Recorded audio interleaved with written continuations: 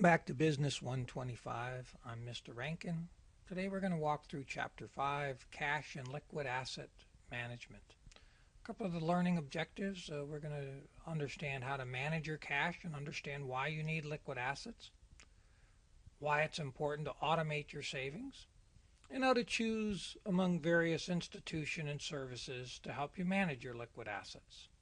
So to do this, let's go back to some of our, remember chapter 1 we talked about 10 key principles of personal finance. Let's talk about number 5, stuff happens, the importance of liquidity. Most experts would recommend an emergency fund of at least 3 to 6 months of expenses. So that's what you need to establish. You want to put that in a liquid account where you can turn it into cash quickly, a bank savings account, a bank checking account, money market. You don't want it tied up in like a certificate of deposit where you can't get at it without penalties. You want it where you can get it. Thirdly, you need to build as much of the normal emergencies into your budget, like the car breaking down, car maintenance, groceries, that stuff. True emergencies are where you have a job loss or a medical issue. If you want to build normal things like car breaking down, home repair, that stuff into your budget so that you're not always raiding your emergency fund. Raiding the emergency fund should be hopefully a rare occurrence. And you want to fund it by making it automatic. If you don't have a fund already, check with your employer and see if you can get $10, $20 each paycheck automatically deposited into a savings account at your bank.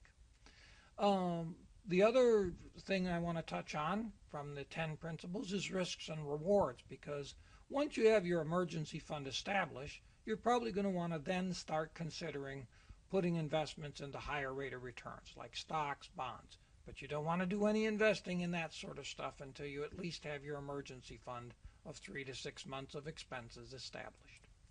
So what are some of your alternatives? Well, there's 3 major institutions, and there are probably others, but the major ones are major banks.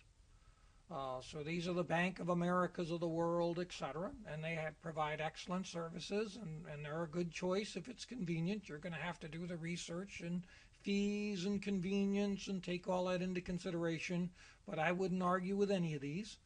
A credit union, we're fortunate. There are a lot of good credit unions in our area. They tend to pay a little bit higher rate and tend to have a little bit lower fees. In online banking, if you're comfortable with doing things online, they tend to even pay a higher rate of return because they don't have the cost of the facilities and buildings.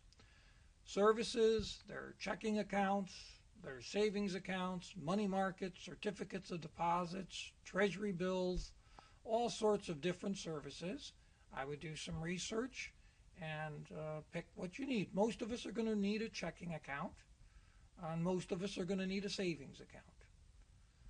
Now, the last thing I talk to people about is understand the impact of this decision. It's not, in my opinion, probably your choice of banking institution and your choice of services probably isn't the biggest financial decision you're going to make in your life. So I would do some research, but I wouldn't fret over a 0.5% here or there, because let's say your annual expenses are $30,000. You're going to establish a 3-month emergency fund of $7,500.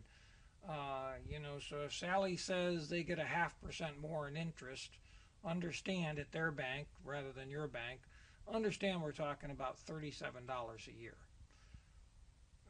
And so, I don't think you're going to have large sums of money beyond your emergency fund in very liquid accounts. So my only point here is do your research, but understand I wouldn't be jumping bank to bank for 0.5% interest every time the rates change. Hope that helps. It's Mr. Rankin. There's my email address. Any questions on the chapter, let me know.